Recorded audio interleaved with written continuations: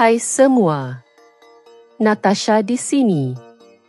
Hari ini, mari kita kenali Sadana Eden seorang model kecergasan berpengaruh yang terkenal kerana berkongsi tip berharga tentang kesihatan, kesejahteraan dan latihan beban.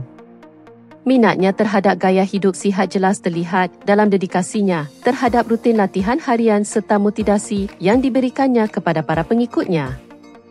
Sejak membuka akaun Instagram pada tahun 2013, Sadana telah berjaya membina komuniti setia dengan lebih daripada 250,000 pengikut. Melalui platform ini, dia memberi inspirasi kepada ribuan orang dengan berkongsi rutin senaman intensifnya dan perjalanannya untuk mencapai tubuh yang menakjubkan.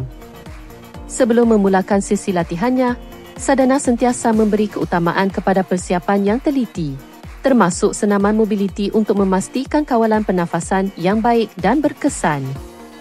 Selain itu, dia turut memasukkan latihan kardio dan senaman perut di akhir sesi kerana dia yakin akan manfaat besar yang dibawa oleh amalan ini terhadap kecergasan menyeluruh.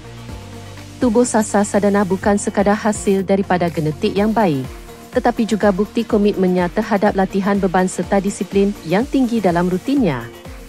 Perkembangan bentuk tubuhnya sepanjang tahun sangat ketara, terutamanya di bahagian bawah badan.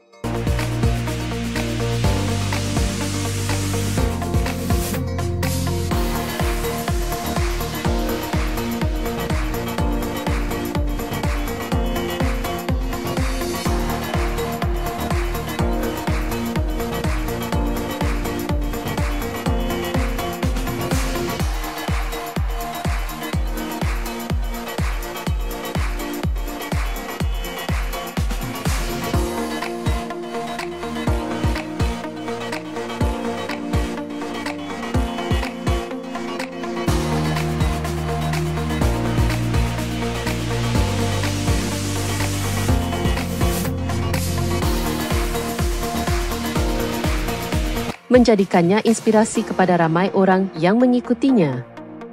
Apa pendapat anda tentang perjalanan kecergasan Sadana? Tinggalkan komen anda dan jangan lupa untuk tekan butang suka serta langgan saluran ini untuk lebih banyak kandungan mengenai dunia kecergasan.